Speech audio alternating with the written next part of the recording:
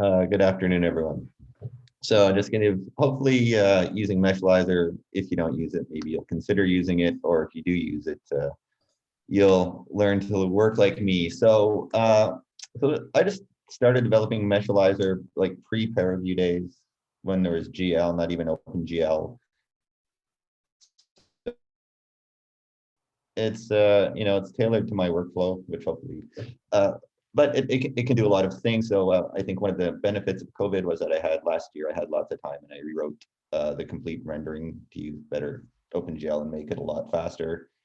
You have to remember Meshalizer, it's a work in progress. I'm always doing bug fix and performance enhancement and feature implementation, so it'll never be done.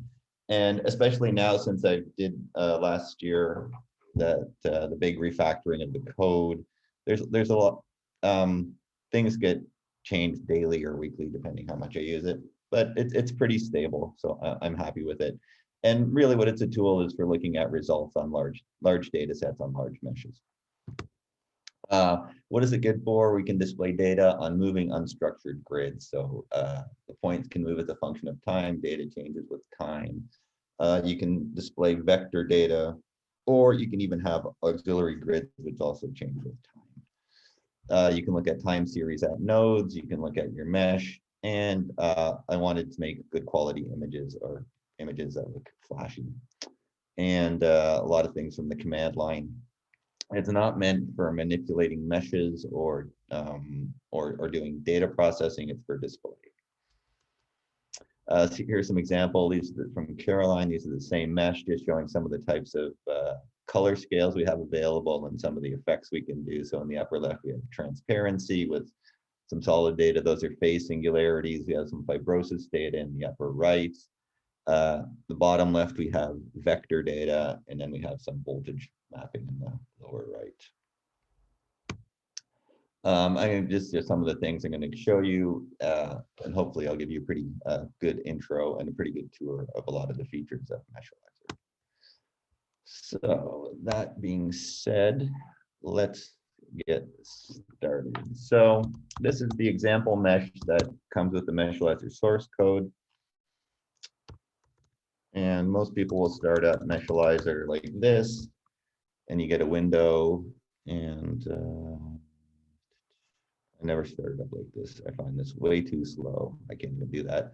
So I just like, sorry. I just like to start everything up from the command line. Thank you, Mac. Do Meshalizer, and you can give the mesh name.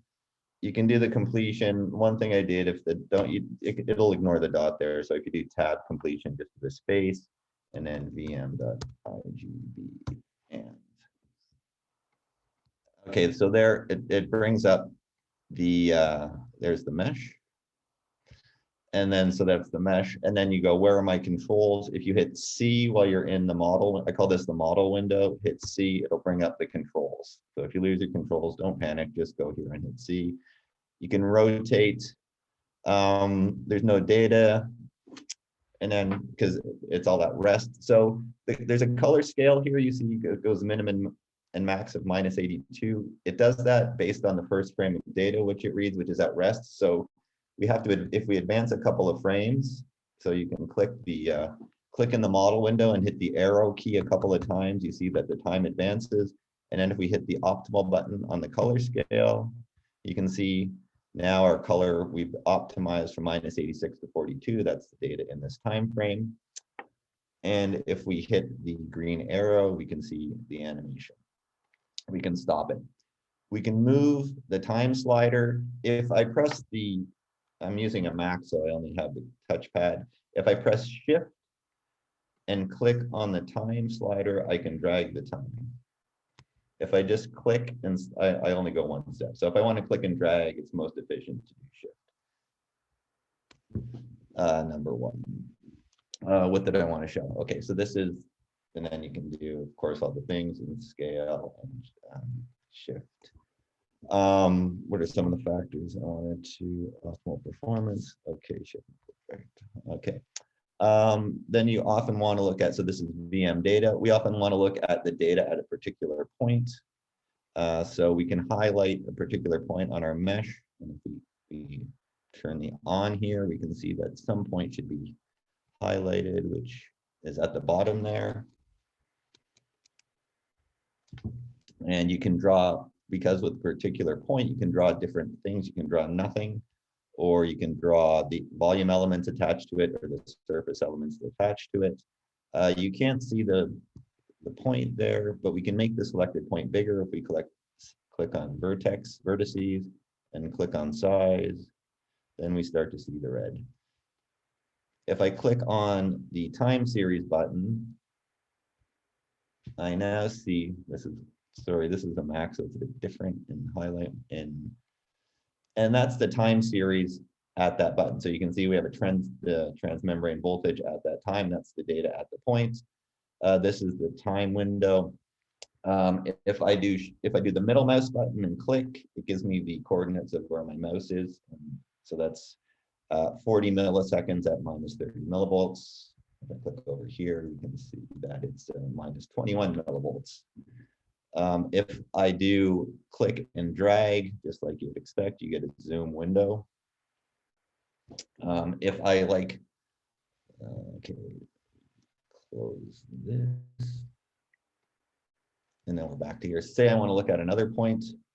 Well, I can do pick vertex, and you don't see anything. That's because you have to click exactly on a vertex. If you have a dense mesh, the odds of hitting a vertex are pretty good. If not, if I hit vertex, that's not that's actually sort of a feature you think. So if I then click on one of these little dots, I should be able to pick, sorry. Here. There I've changed my selected point, and if I look at the time series, I can see it's different. If I want to compare two time series, what I do to this is I hold it, and then that makes this copy of it. And then if I go back to, I can pick another point. And if I look at my time series window, we'll see this is my current point in red, and the blue is the curve that I pressed hold.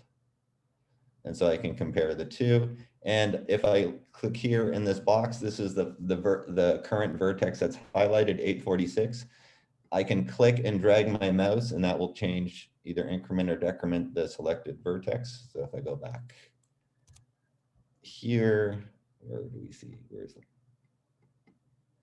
the, well, you can see I'm moving around. I'm selecting. I can also use the arrow buttons. I can arrow up or arrow down to move my selected point around. Then I can also look, if I press the question mark, what happens if I press the question mark?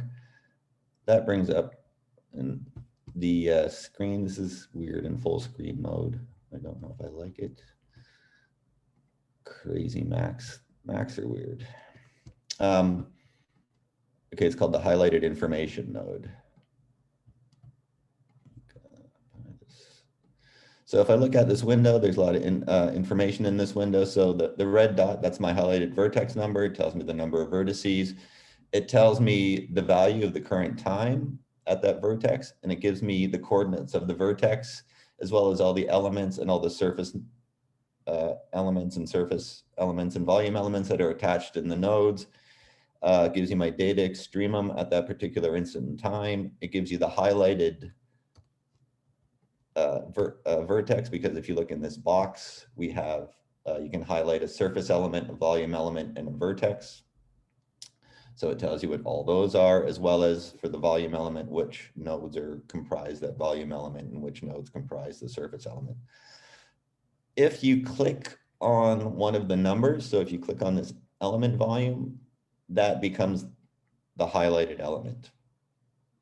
And furthermore, if you click, whatever you click on gets copied into the clip buffer.